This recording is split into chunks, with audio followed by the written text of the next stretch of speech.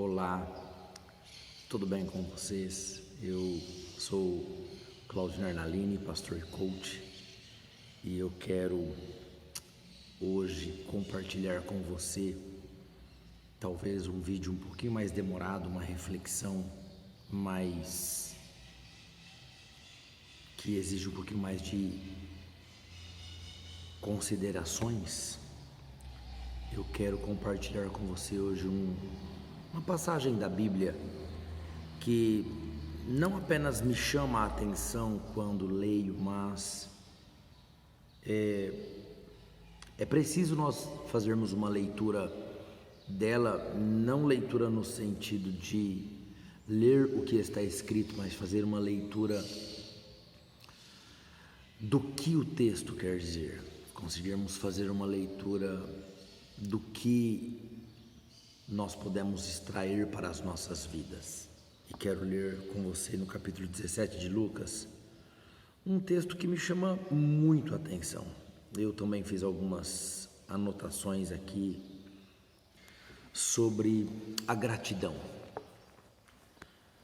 Capítulo 17, Evangelho de Lucas, verso 11, a Sagrada Escritura diz assim: E aconteceu que, indo Jesus a Jerusalém, passou pelo meio de Samaria e da Galiléia, e entrando numa certa aldeia, saíram-lhe ao encontro 10 homens leprosos, os quais pararam de longe e levantaram a voz, dizendo: Jesus, mestre, tem misericórdia de nós. E ele, vendo-os, disse-lhes: Ide e mostrai-vos aos sacerdotes. E aconteceu que, indo eles, ficaram limpos.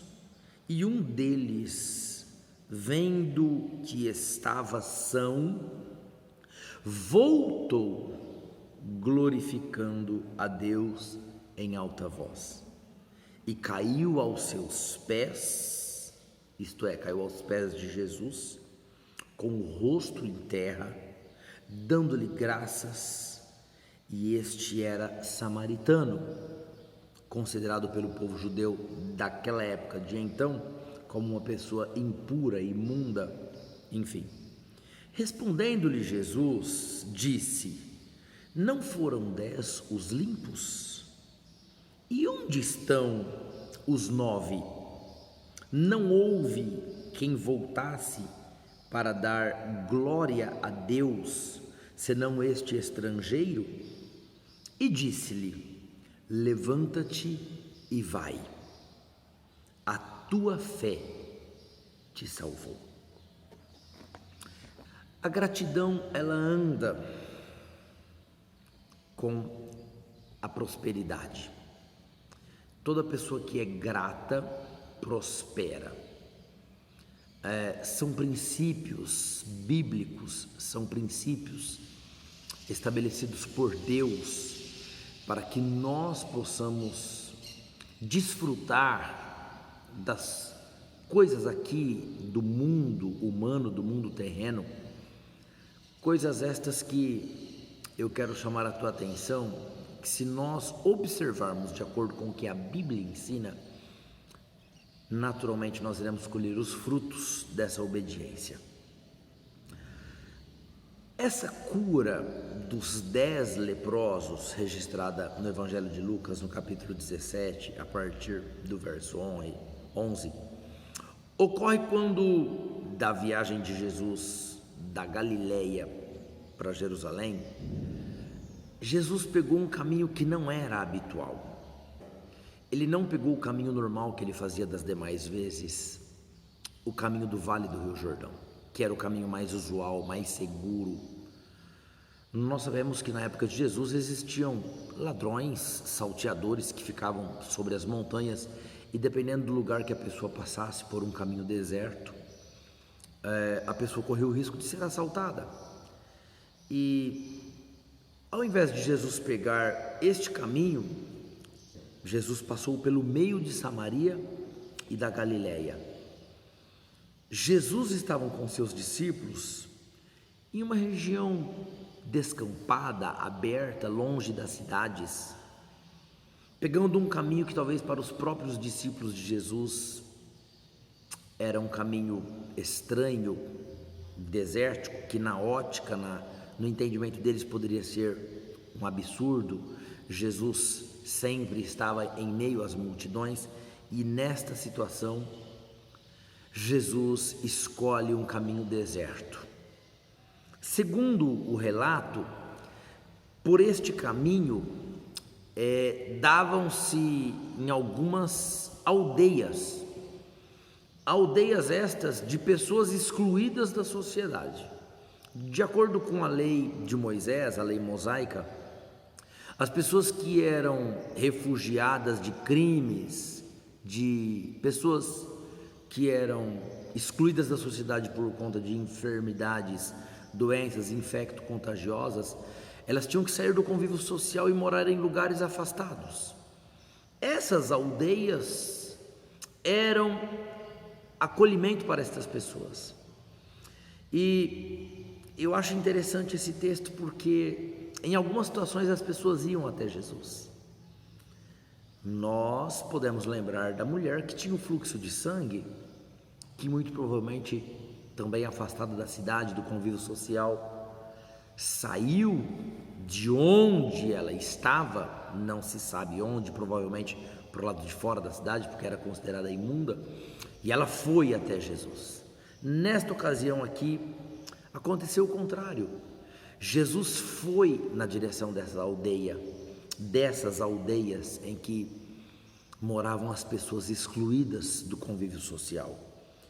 E os moradores destas pequenas aldeias eram judeus, um ou outro estrangeiro que de uma forma ou de outra já tinham sido participantes do culto judaico, da religião judaica, e por algum motivo tiveram que sair do convívio social e ir morar nesses vilarejos, nessas aldeias, por estarem excluídos da sociedade. Fato é que praticamente ninguém passava pelo caminho que levava a essa aldeia de leprosos, pois se entrassem ali, seriam considerados também contaminados, imundos, até porque a lepra daquela época até os dias de hoje é considerada uma enfermidade infecto-contagiosa. Jesus modificou o seu trajeto propositalmente para ir ao encontro destes leprosos que estavam abandonados à própria sorte. E o verso 12 diz que Jesus, entrando numa certa aldeia, saíram-lhe ao encontro 10 homens leprosos, os quais pararam de longe. É interessante que a lei dizia que eles tinham que parar mais ou menos a uma distância de 15 a 20 metros, por conta do risco, naturalmente, do contágio. E eles clamaram. Qual foi a postura deles? Quais foram as atitudes deles? Primeira coisa, eles deixaram de lado, agora nessa atitude de desespero, deixaram de lado a religiosidade. Eles pararam de longe, mas quando veem que é Jesus, eles clamaram.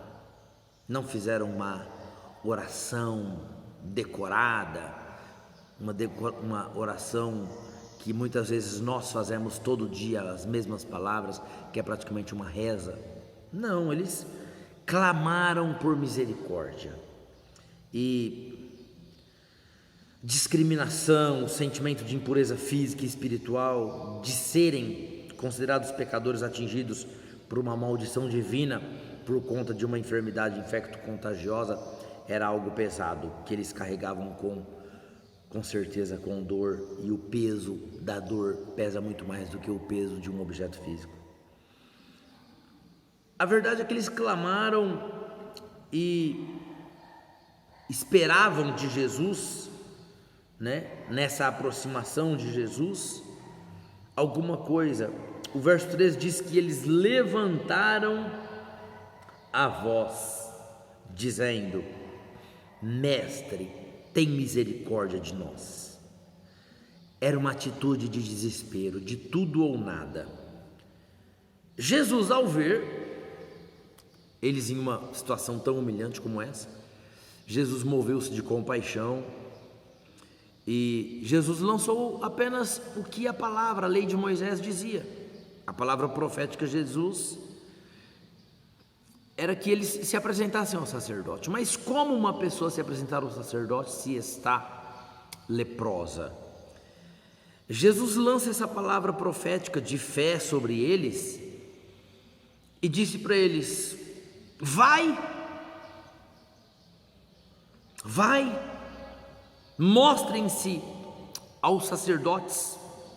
E eles obedeceram, porque era Jesus naturalmente que dava essa ordem, e foram.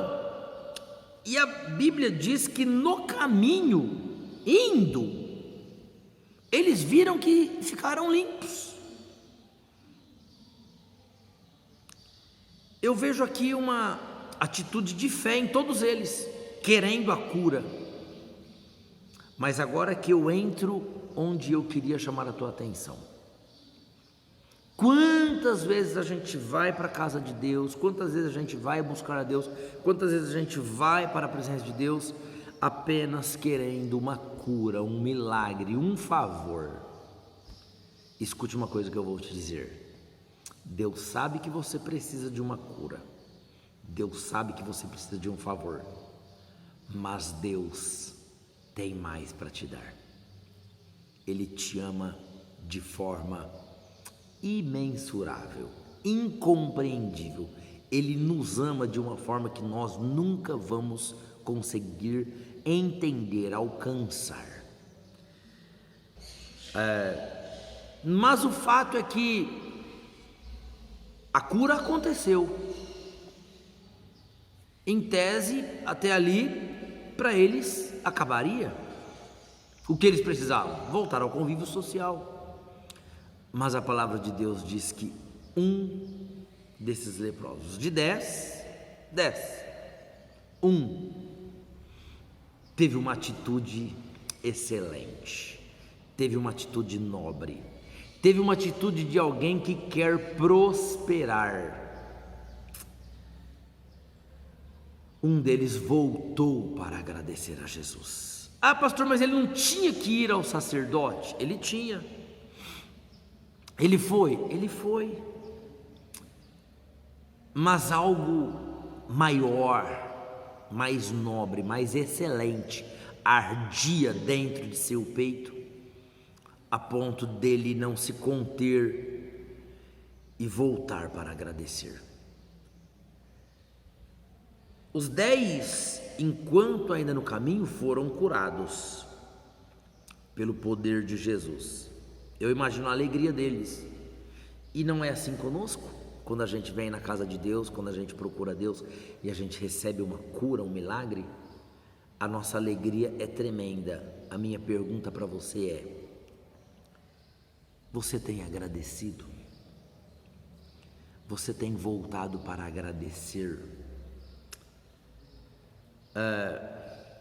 Verso 16, 15, 16 diz que um deles, vendo que estava são, voltou glorificando a Deus em alta voz e caiu aos pés de Jesus, se jogou aos pés de Jesus, com o rosto em terra, dando-lhe graças.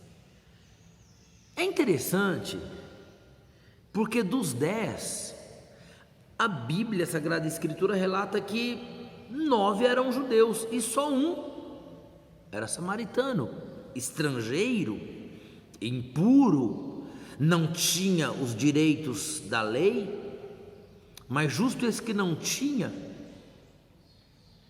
que era impuro, foi o que voltou para agradecer. E Jesus perguntou, né? Não foram 10? Onde estão os outros 9? Não houve quem voltasse para dar glória a Deus, senão este estrangeiro. E aí, quando Jesus vê a gratidão dele, Eu quero que você se lembre que no início eu falei que Deus sempre tem algo a mais para nos dar. Quando Jesus viu a gratidão deste daqui, Jesus disse: levanta-te. Olha só, aleluias, glória a Deus. Levanta-te e vai, a tua fé te salvou. Eu vejo aqui não apenas o levantar no sentido literal da palavra, em que Jesus está dando a ordem para ele levantar, porque ele se jogou aos pés de Jesus, mas eu vejo aqui também uma palavra profética no sentido figurado, Jesus dizendo para ele: você vai ser diferente dos outros, você vai conquistar mais, você vai crescer, você vai prosperar, porque a tua fé te salvou. Mas espera aí, pastor, ele já não foi curado? Já. Mas o milagre da fé não consiste apenas em receber, consiste também em agradecer. Olha como que isso é tremendo, como que isso é profundo, como que isso toca a nossa essência como seres humanos. Jesus havia restituído a vida, todos eles. Os leprosos foram curados, também reassumiram o direito de ir para as suas, igrejas, voltar ao culto, voltar ao convívio da família, mas eles apenas estavam preocupados em cumprir a lei, a legalidade, o legalismo, enquanto que Jesus quer que a gente viva uma vida livre inclusive do legalismo. É importante, é necessário, mas é também necessário nós vivermos livres. E agora Jesus diz: a tua fé te salvou. Sabe o que quer dizer isso? Quando Jesus usava isso em outras situações, Jesus estava também querendo dizer: olha, os teus pecados também foram perdoados. Deus sempre tem algo a mais para te dar. Deus quer mudar a história da tua vida. Deus quer mudar a essência da tua vida, a direção. Deus quer mudar como um todo a tua vida, dar sentido à tua vida, tirar o peso dos ombros de tal maneira que você se sinta livre. Essa graça faz com que a misericórdia alcance a todos quantos queiram usufruir dela, desde que entendam o que é a gratidão. Estou concluindo. A Bíblia diz que a graça opera na lei para a justificação. A gratidão vem em primeiro lugar, antes de qualquer ato religioso. No livro do profeta Oséias, capítulo 6, verso 6, o Senhor Deus diz assim: porque eu quero a misericórdia e não o sacrifício, e o conhecimento de Deus mais do que os holocaustos.